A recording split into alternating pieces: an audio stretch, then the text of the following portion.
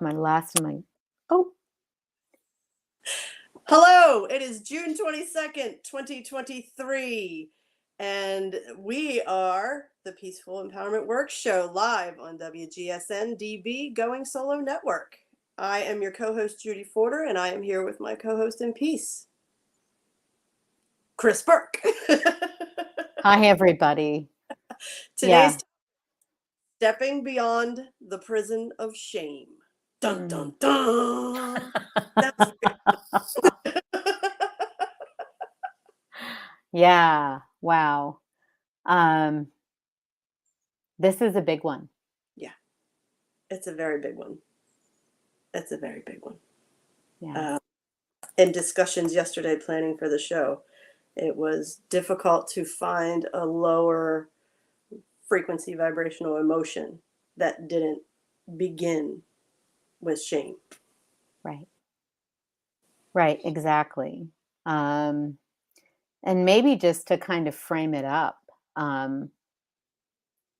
you know, a lot of us think that I know a lot of people say, I don't feel shame, right? I don't have any shame.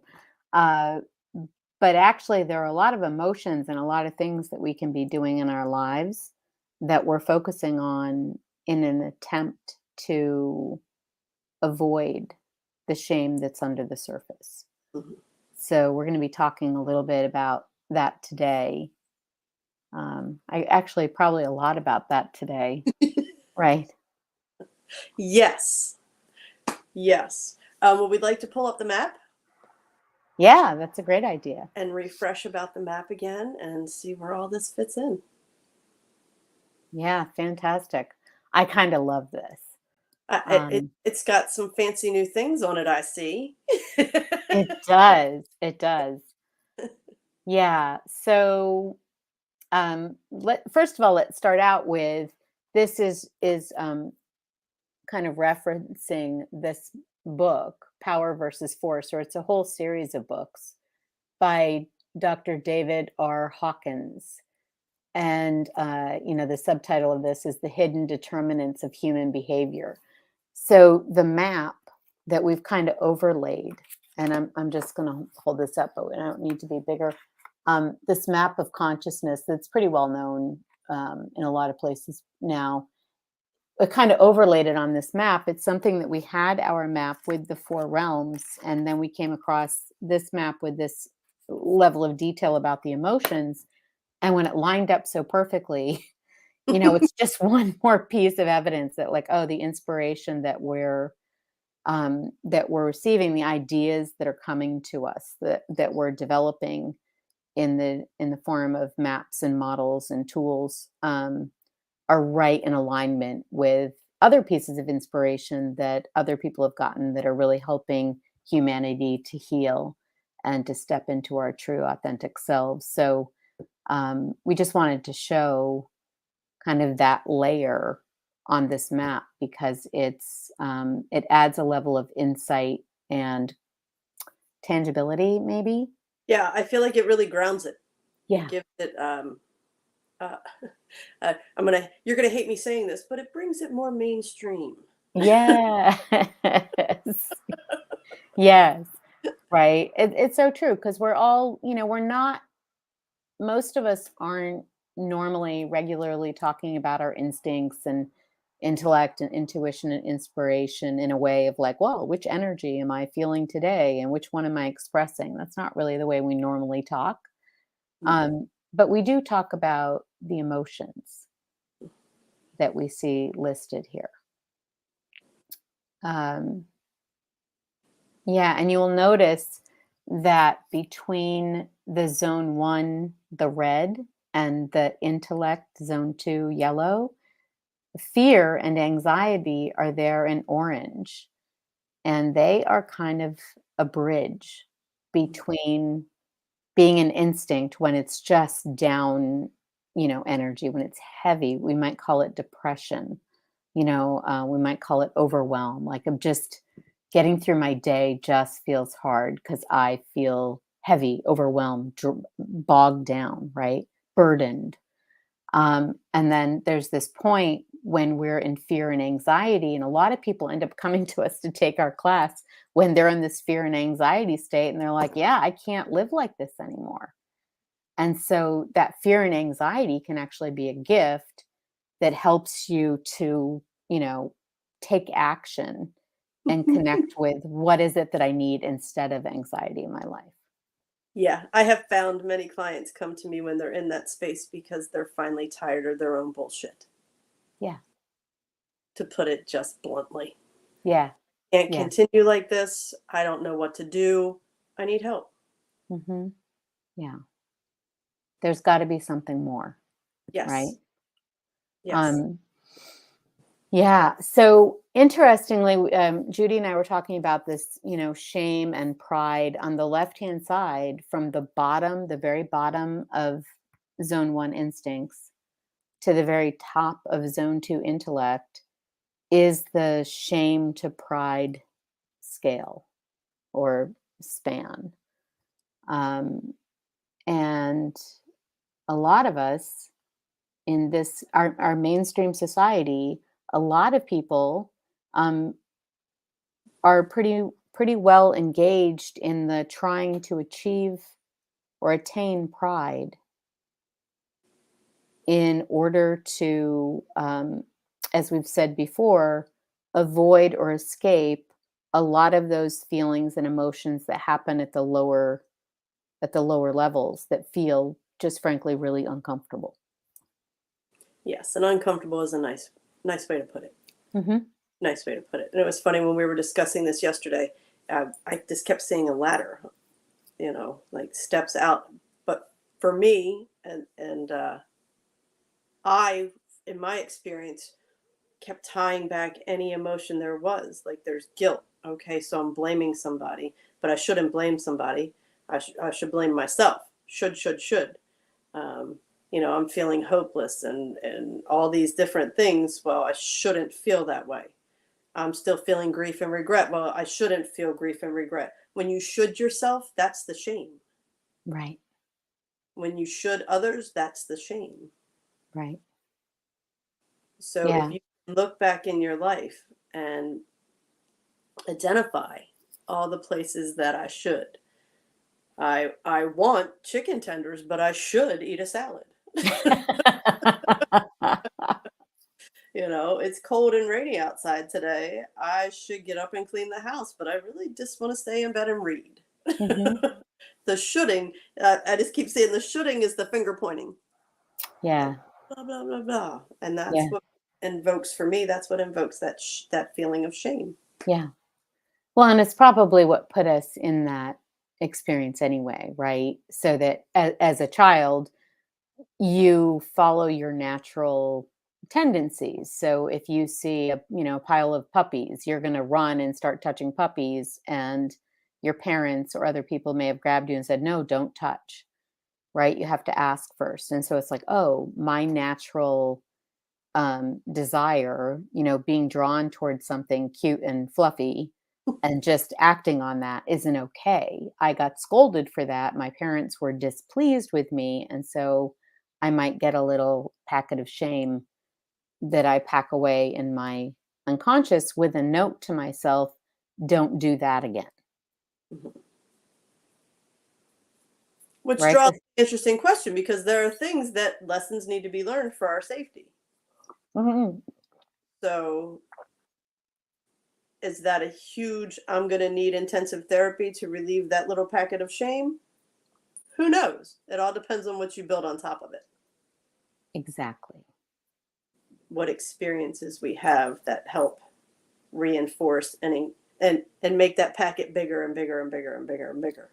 Yeah. And the way it's delivered, right? Intent is such a big deal because if someone says, "Oh, those puppies are so cute and what a wonderful thing to go play with them." And right now, because they belong to somebody else, we need to ask first. Mhm. That's not going to build a mountain of shame. No. But often, um, the adults around us can be ashamed because they have their own shame. They can be ashamed of their children's behavior because they want their children to represent them well. They want everybody to know that they're a good parent and they raise good children. And all of this goes back many generations. We did not start this, guys, but we, we can end it, but we did not start it. So we don't need to feel ashamed of the shame that we adopted and that we passed on. I certainly passed it along. So, it's just part of what it is to be Judy saying, yeah. Yes, Um, so, I mean, the way to free ourselves from that is to really just acknowledge, like, wow, there were a lot of instances where I shamed my children because I hadn't actually relieved my own shame. I hadn't healed my own shame. And so I was expressing what was actually in me.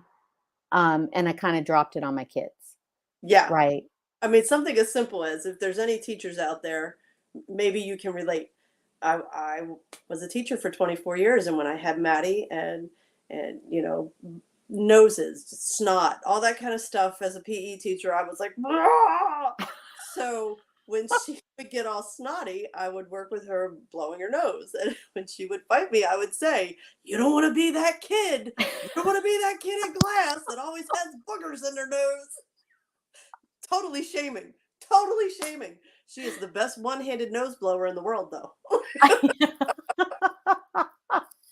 It should be an Olympic sport. Exactly. But Yeah. yeah, it's so funny because when I started to work with my shame, things like that came up, like, oh my gosh, look at what you did just for blowing her nose. Look at what you Yeah. did. You Yeah. don't want to be that kid. Right. Right. Exactly. We did that. And we passed on what we knew. Mhm. Right? We acted out the patterns. And how many of us have said, "Oh my God, I never thought I would say what my parents said to me or what my guardian said to me." And we hear the same words coming out of our mouths and we're just, but that's how it works.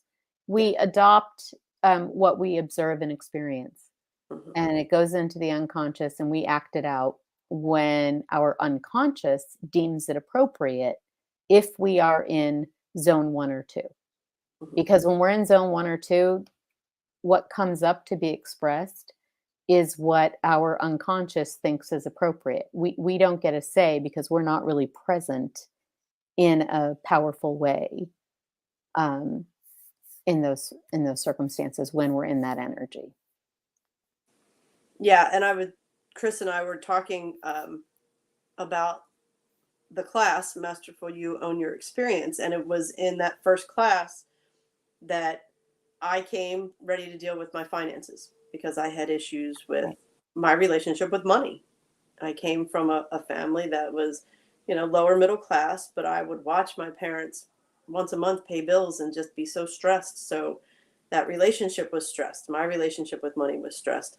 And, you know, uh, I had a full belief that, this was the one last big hurdle that I had to cross. And 3 weeks into the class, it like smacked me upside the head that it wasn't money, it was shame. I carried a lot of shame for not having the money. Mhm. And then that just kicked open the door to everything else. Everywhere else I was still carrying shame in my life. So, it and it's funny, the topic is breaking free from the prison or stepping beyond the prison. I literally felt like I kicked open the door. And Yes. at first it didn't feel very nice because then I was dealing with all these areas I thought I had worked through before where there was still shame existing. And but once you see the truth of it, you can deal with it. Yes. And I really Yeah. that was my first step. Once I saw that shame was the root of the issue everywhere, then I could deal with the origin of it, I guess. Yeah. And it's not to say that I don't still carry shame. There are times I still shame myself, but I'm aware of it. And I can either choose to sit in it in that moment or I can choose to do something different. So, so much of this work is just simply awareness and realizing that you have choices. Yeah. Well, yeah, exactly. And let's talk about awareness for a minute. So if you look at it's a nice segue into the right-hand side of the screen or the maps. Um, Zone 3 and zone 4, at the top of zone 4, you see peace, right? And at the bottom there, we see courage. When we have the courage to explore the possibility that we are playing some role in the experience of our lives, right? When we have the courage to look at ourselves. And in this world where there's so much shame and there's such a desire to put the shiny image of ourselves, portray that to the world, whether it's true or not, just to portray this shiny, flawless version, which is actually quite inhuman, to the world, then it's actually pretty hard to say, I'm going to look at some of the stuff that this world considers to be unacceptable, right? About myself. That takes courage. Absolutely. And so, what Judy was saying about looking at that shame and saying, oh my gosh, it was that. Well, she had the courage to look and she trusted that it would bring her something good, something healing.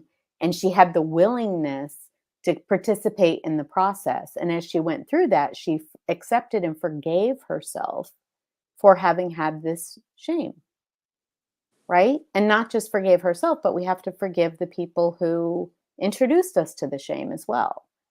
And recognize that, they were as unconscious about that whole process as we were. Right? So that reason and understanding bridge between kind of intuition and inspiration is when we're at reason and understanding, it's exactly what Judy just said, we're aware. We're paying attention, we're thinking, we are participating in deciding what's going to happen as a response to what's going on in our lives right now, as opposed to just acting something out and then saying, blaming somebody for what we've said or done. Or beating ourselves up for what we've said or done. Yeah.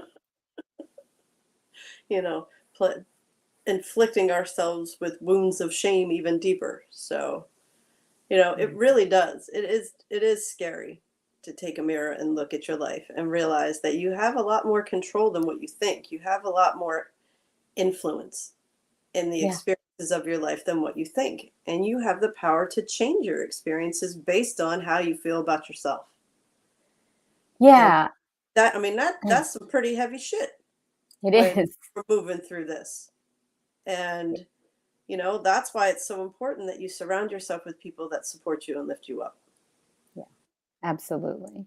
And this book, Power versus Force, I kind of love this because he talks about how um, it's all force. We're trying to force ourselves. When we're living in zone 1 or zone 2, we're trying to force ourselves to do whatever it is that we think we need to do to get to closer to pride, basically, which means further away from our shame, to feel better about ourselves, to overcome our insecurity. And if we again we live in a world where a lot of people would say I'm not insecure, um, but if we haven't been on that self-discovery process, it's pretty much in there somewhere. It's just the world that we live in says if you have straight hair, you should have curly hair. And if you're tall, you should be short. And if you're short, you should be tall. And if you're male, you should be female. And, it's whatever you are isn't right. And as you're going through the aging process and watching yourself watching yourself age, we even in our society bring on the shame about the fact that you're now looking older than you did when you were younger, because you are in fact older than you were When you were young. when you were younger. Yes. So we shame ourselves about the reality that, me at this age looks different than me at 12 or me at 30 or whatever. Um, oh, we have a comment. Yeah. Dawn says, I always questioned whether my message was worthy enough to share. Ah, Yes, because very much we were told children are to be seen and not heard. So at what right. point do we finally realize that, hey, maybe we do have something worthy of sharing Yeah. if it's not encouraged? Absolutely. And yeah, thank you, Dawn, for that. So often when I'll talk about my experience a little bit as a woman. I lived in a family where, the men and the women were on different levels. And, that was pretty clear. So the guys did all the heavy thinking, and the women did the work. And I'm not going to say like the men didn't do didn't work, because of course they did. It But I was different mean, work. it was different work. But the women did, I remember on holidays, the men sitting around and, having a drink and relaxing, and the women scurrying around like crazy people who also worked, by the way, doing taking care of the kids and cooking the meals and providing everything for the guys. And, I remember thinking as a child, like, this seems a little unfair to me. And that, because that was part of that framework for not, for a lot of people, it still to this day in my family, in my community, more precedence or importance is given to what men think than what women share. I I know. I hope I don't like stir up a whole but I hope nobody's like terribly surprised by that, but it's been a reality in my world. Well, and then you chose to be a consultant in a man's world. I did. You you were determined to have your voice be heard and mean something. Yes. Yes, absolutely. And being intuitive, right? This is the thing. It's called women's intuition for a reason. We're more connected generally to our intuition. And I also think part of that is because, men, I'm not saying I think it's easier to be a man, don't get me wrong.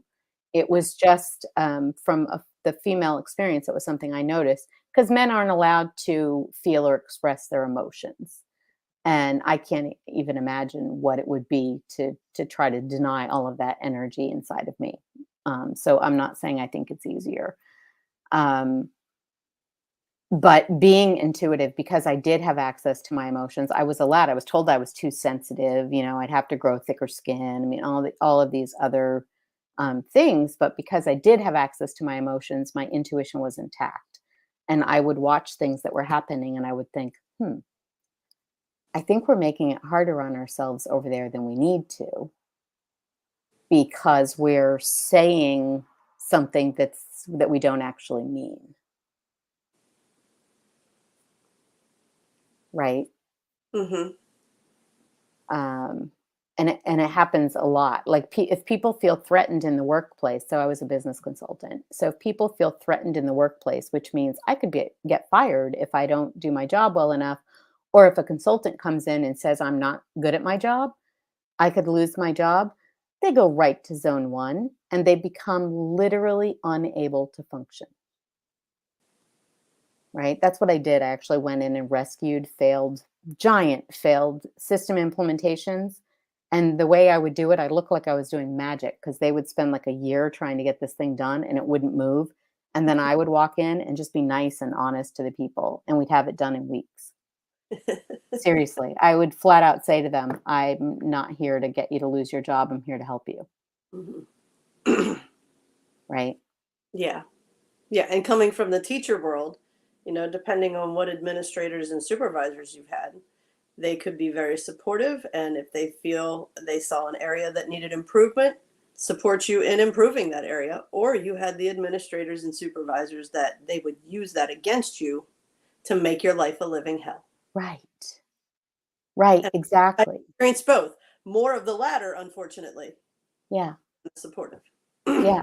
Because, and this is an interesting, because a lot of people, especially in positions of authority or power, are kind of on the pride path. Hmm. They want achievement. And it's not to put achievement down.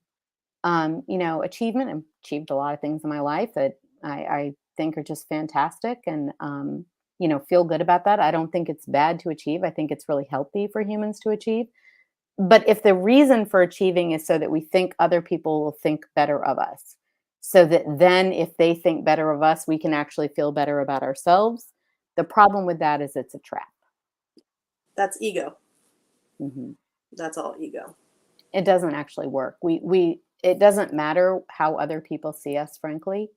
Um, if we don't fundamentally know that we are a worthy human being who is perfect as we are, given where we've been and the experiences that we've had and conclusions we've drawn. If we don't fundamentally know that, no amount of people telling you how fantastic you are can change that feeling of there's something fundamentally wrong with me. No, because you're always going to feel if I could just have that, then I can feel good about myself. If I could just do this, then I could feel good about myself. When your relationship with yourself is dictated by external validation, whether it be through people or through things that you can acquire, material things, that's always ego running your show. Yeah. Yeah, absolutely. And if you think about all of the celebrities who have, gone on to have what we would all think were the absolute dream lives, and then they self-destructed, right? What we're seeing is this idea that, oh, if I just got to the top, if I just won the game, if I just, if I got what everybody wants, then I would feel comfortable in my skin. I would finally feel what people are looking for is peace, because the absence of shame and guilt and apathy and all of these other things is actually peace. I think that's a perfect place for us to take a little break. This is the Absolutely. Peaceful Empowerment Work Show. We'll be right back.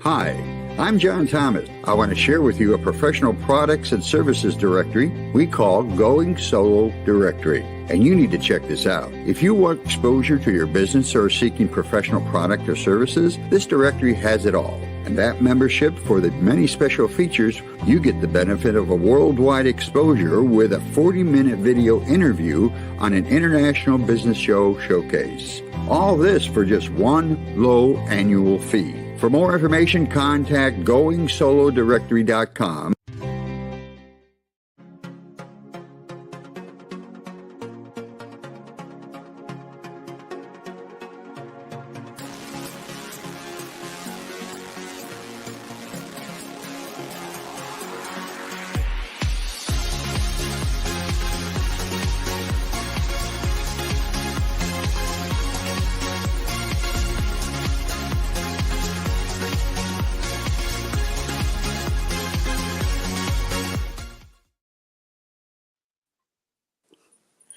Welcome back to the Peaceful Empowerment Work Show. And to recap the first portion of the show, I can't even tell you. We are your co-hosts, Kris, Burke, and Judy Forder, co-founders of Masterful U at www.masterfulu.com. That's www.masterfulu.com. Yeah, you do that so much better than I do. I was doing the music of the commercial, and I was like, "Oh, we're back." Yeah, I did the same thing. Yeah, and we were just talking about stepping beyond the prison of shame and how often we've been confused in our society that if we could achieve enough pride, that we would escape our shame. But what we're actually looking for, and people have discovered this, for thousands of years and talked about it and written about it and sung about it and painted about it. What we're really looking for is peace of mind, peace in our body, peace in our soul, in our hearts. And so this is, talking about peaceful empowerment is about making peace in your mind and body, in your experience, your priority, because from there, you don't need to chase anything. You don't need something to prove to you or anybody else that you're good enough. You can, from that place of peace, choose what lights you up. Yeah. Yeah. Perfect. And how many times do we think that I needed to be something instead of just being who we are? Yes, absolutely. Dawn, that leads right into what I was just going to say, because Perfect. we were speaking about, and thank you for your comment, Dawn. We were talking about how growing up, our family influences where we feel shame and how we feel shame and how it's processed. And we didn't talk about society. Right. I mean, when you look at what we are seeing, the diet and exercise industry is a multi-billion-dollar industry. Well, if what they were doing worked, they wouldn't make so much money off of it and it wouldn't keep going, That's right. you know? And they get us to engage because they get us to be ashamed of how we look. Right. And when you think of I mean, all of the influences out there, we're not smart enough, we're not pretty enough. Just like Kris, you were saying, if we have curly hair, we need straight hair. If we're thin, we need to be muscular. We need to be this, we need to be that. And that's not just females, that's everybody. Yeah. Male and female all around are feeling these same things and getting these same influences, and my daughter laughs at me because there's one song out there. I don't even know who sings it, but it's called Victoria's Secret. And she's writing about, she knows the secret. Victoria's Secret was made up by a dude. Yeah.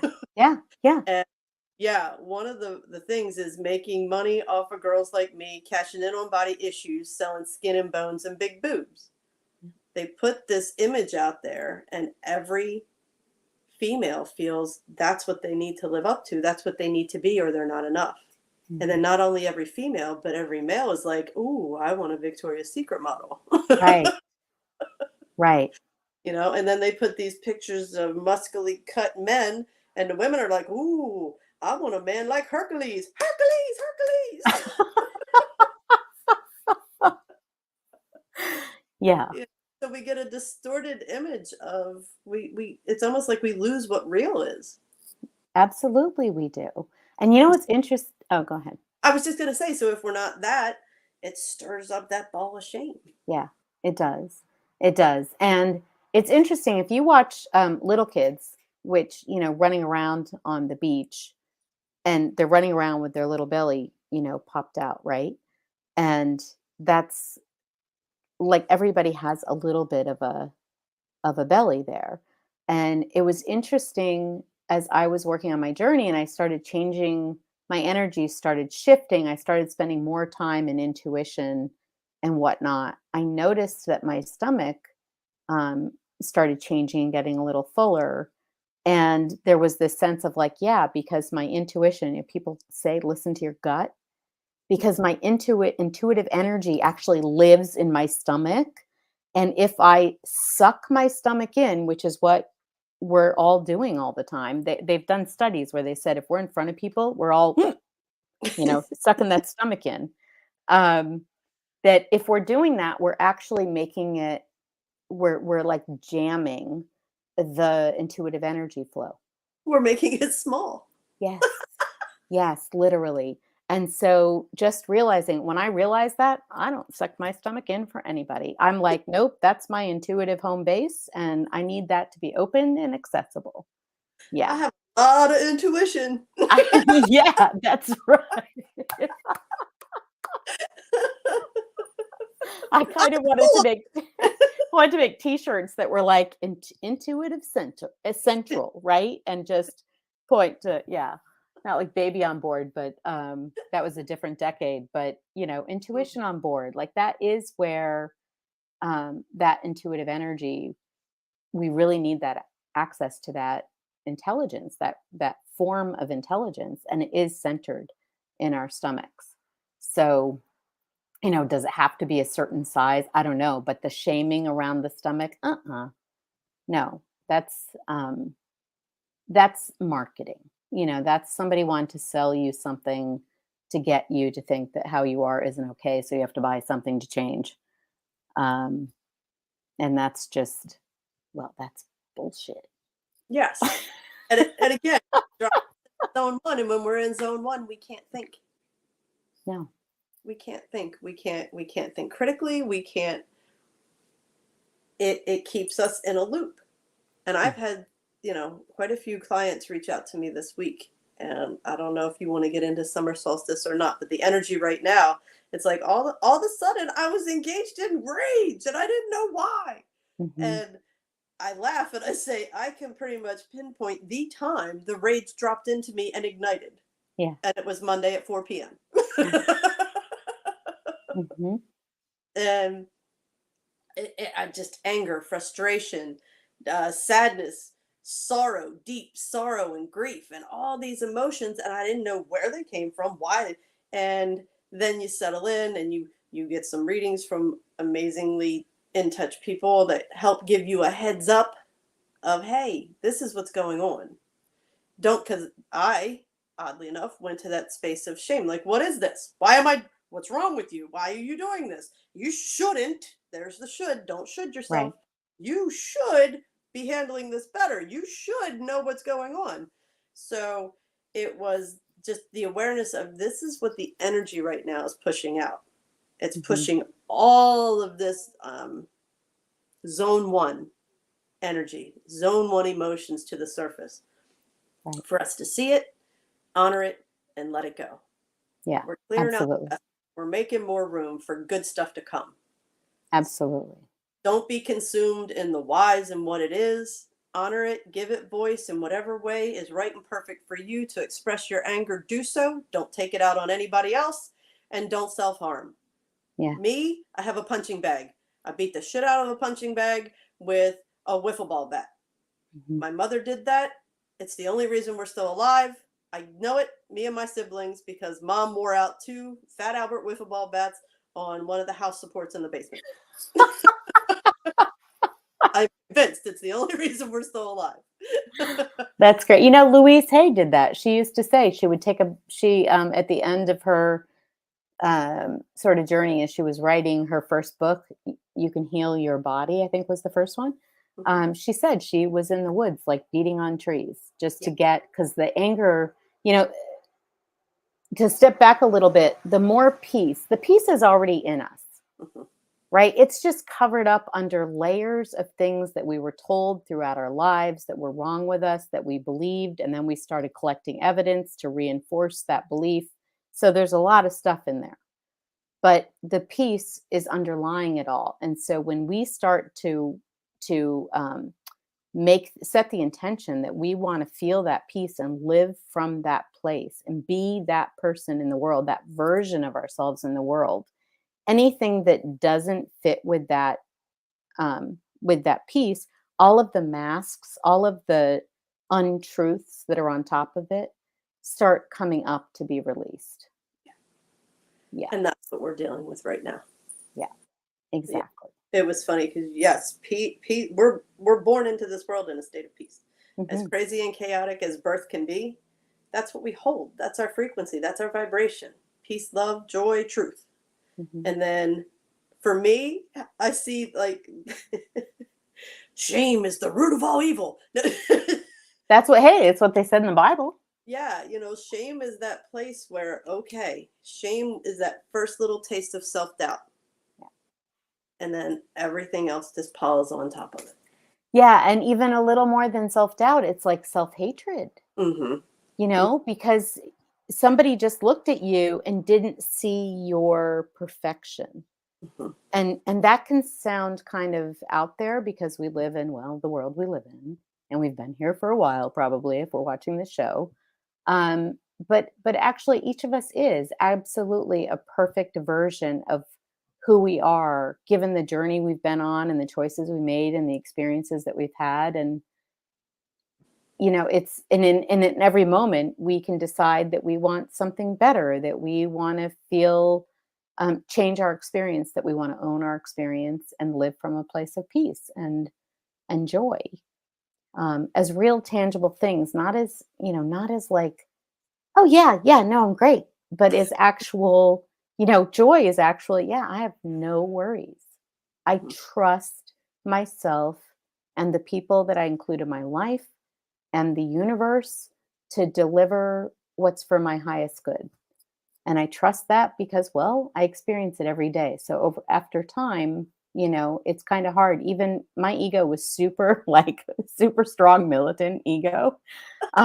Over time, even it, kind of had to say, okay, I guess you have a point. It does seem to keep working out. Let it go, let it go. Yeah. Yeah. I keep hearing, are there some steps we can give them to stepping beyond the prison of shame? I would like step number one, acknowledge it. Yeah. Acknowledge the truth that it exists. Yes. And, and I'm going to say, ask for help. I first experienced peace for the first time as an adult when you know, um, when I said, if this is all there is to life, you can have it. I'm not interested. And if there's something more, please show me. And this peace descended upon me. So I've come, in helping lots of people, on their journeys, we have, we have learned that if you ask for help, um, it's almost like the whole universe is just sitting there waiting for you to just say, okay, I don't know what to do. Will you show me what peace looks like? Will you show me what to do? And the answers come rushing in, Yes. often from unexpected places. Yes.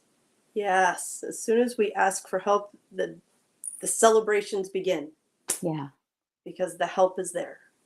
Yeah. I can feel that. Like I'm getting goosebumps. It's like your cells start celebrating that instead of trying to figure it out and strategizing and planning and and carrying the worry and all of those kinds of things, when you just kind of like throw it all off and go, I don't know. It's like, thank God, finally. Right? You don't know, which means you're receptive to listening. Right? We can't hear our intuition and our inspiration and take action on it if we're so busy in our heads with the ideas, wanting to execute the ideas that we have. Yeah. Like we say, soul doesn't battle. So Right. ego's loud. Mm. Ego's loud and loves to be in control until we get it to that place of balance. Right. So when we talk about getting in that space of peace, when we can get that little break of peace, that allows you to hear the whispers of soul. Hmm. Yeah. And you'll feel that once. I mean, everyone that's had this experience will say, people said it to me. I didn't really believe them early on, but you'll feel that once, and that's it. You'll never, because one of the interesting things about the scale is when you get the courage to ask, there is actually an energy that starts to help you on your way toward peace. Yeah. It starts to support you instead of having to fight your way toward pride like we've been doing with this kind of downward force. There's something that starts to kind of lift you up. Yeah, absolutely. And Kris and I and all of us at Masterful U are very passionate about helping people get to this space. And like Kris has been saying, this information has been out there for thousands of years. This is just how it has come through Kris and how we have been able to shape and mold it and how we feel we can help people that it aligns with. Yeah. So there are a couple different ways that you can get our Masterful U information. And the show, 3 levels of engagement is what Kris likes to call it. Yeah. You can listen to this show and it's free. So every Thursday we're here live at 11. And if you can't make it at 11, you can listen to the recording. Second, we do workshops once a month. Yes. And then third, there is a 12-week program called Own Your Experience that we facilitate. So our next workshop is Tuesday, June 27th. 12 p.m. to 2 p.m. Eastern Standard. And you can find information at www.masterfulu.com. That's www.masterfulu.com. Yay. Yeah. And the program, it's life-changing. Yes. You do in 12 weeks what it took me 15 years to do. Yes. Yes. finances, put them together, and boom. In 12 weeks, I can guarantee your life. Well, I'm going to say it. I will guarantee your life will have changed. Yeah, we can and we do. I mean, if it doesn't, we give a instant refund, but it's never happened. Nope. So, we're here and we need to wrap it up for today. So, thank you all for joining us. And please, if you enjoyed the show, like, comment, and share. Yeah. And subscribe. I always forget the subscribe one. Yeah. You don't forget to subscribe out there. You don't. I forget. Yeah. Okay. So, have a great week, and we'll see you next week. Perfect. Thanks, Judy. Thank you, Kris.